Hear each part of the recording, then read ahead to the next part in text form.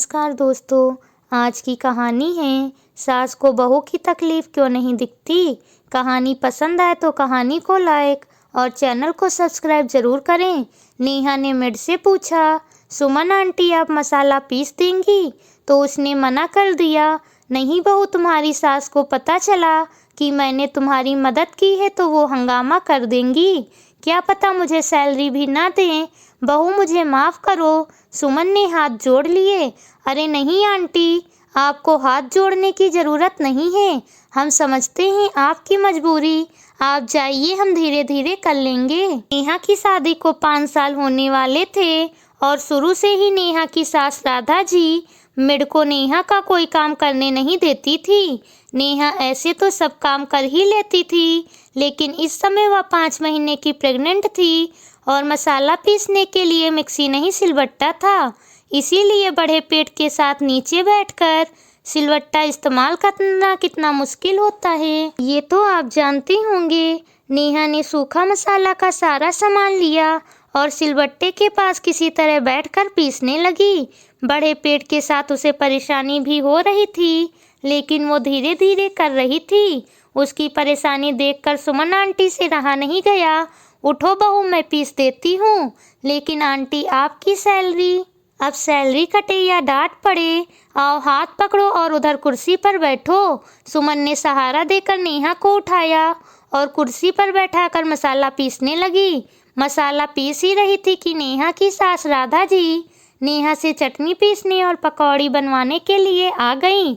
बहू निशा को पकौड़ी खाने का मन कर रहा है तो पकौड़ी बना लो और साथ में चटनी भी पीस लेना। नेहा को कुर्सी पर आराम करते और सुमन को मसाला पीसते देख उनका पारा चढ़ गया। तुम यहाँ आराम से बैठकर सुमन से मसाला पिसवा रही हो? सुमन आंटी बोली, बहू को मत डांटो भाभी। बहू को तकलीफ हो रही थी नीचे बैठकर सिलवट्टे में मसाला पीसने में, इसलिए मैंने पीस दिया। राधा जी बोली, तकलीफ तो हम लोगों को होगी जब यह ज़्यादा आराम करेगी। सिलबट्टा इसलिए इस्तेमाल करने को कहती हूँ कि पेट पर दबाव पड़ेगा तो बच्चा नॉर्मल हो जाएगा, नहीं तो ऑपरेशन कराना पड़ेगा और उसका खर्चा क्या इसके मैके वाले उठाएंगे।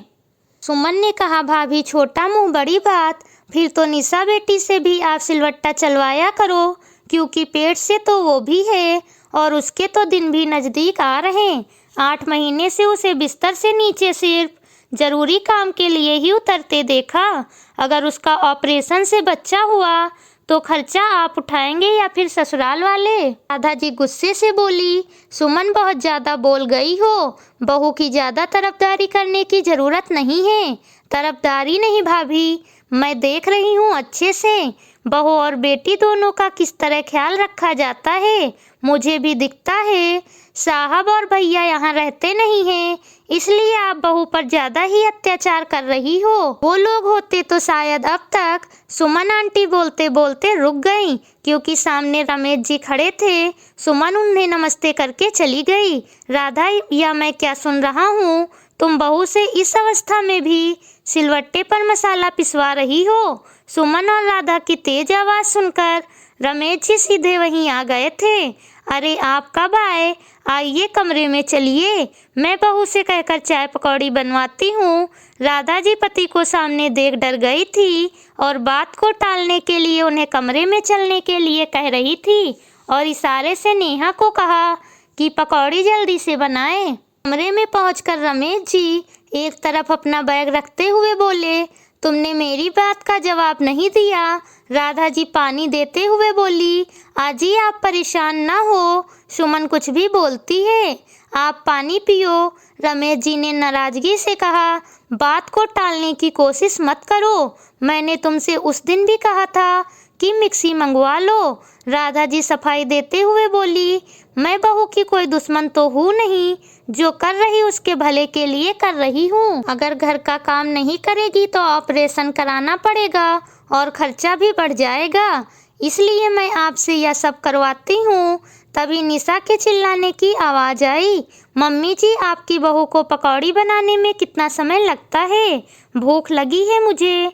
रमेश जी बोले, जितना प्यार बहू पर लुटा रही हो उसका एक हिस्सा अपनी कामचोर और आलसी बेटी पर भी लुटा देती काम ना करना पड़े, इसलिए प्रेगनेंसी पता चलते ही यहाँ आ गई और दिन भर बिस्तर पर बैठकर ऑर्डर चलाती है। मैं और रजत बाहर रहता हूँ तो तुम बहू को ऐसे परेशान कर रही हो। ये तो बहू के संस्कार हैं जो उसने अपनी तकलीफ ना रजत को बताई और ना ही मायके वालों को। मेड सुमन को भी बहू की तकलीफ दिखती है लेकिन तुम्हें नहीं। रमेश जी की बातें सुनकर राधा जी बोली, आज सभी को बहू की तकलीफ दिख रही, लेकिन मैं भी यही सब झेल रही थी, तब नहीं दिखाई दी आपको मेरी तकलीफ।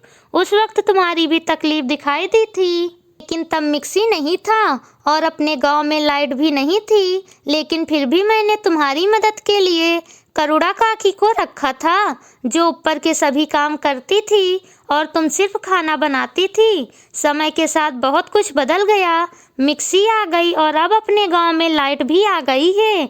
तुम्हारे आसपास बहुत कुछ बदल गया, लेकिन तुम अभी भी वहीं अटकी हो कि मैंने सहा तो मेरी बहू भी सहेगी। रमेश जी ने राधा जी को उनकी गलती बताई। यही कहा आपने, पता नहीं क्यों मैं अपनी सास की तरह खड़ूस सास बन गई। इस सोच से बाहर ही नहीं निकल पाई कि बहू को अपनी तरह तकलीफ नहीं सहने दूंगी। चलिए जल्दी से नाश्ता कर लीजिए, फिर अभी चलकर मिक्सी ले आते हैं। राधा जी ने अपनी गलती को सुधारने का फैसला कर लिया और अब वो मेड से सारा काम कराती और बेटी की तरह बहू को भी रखती। Please subscribe channel.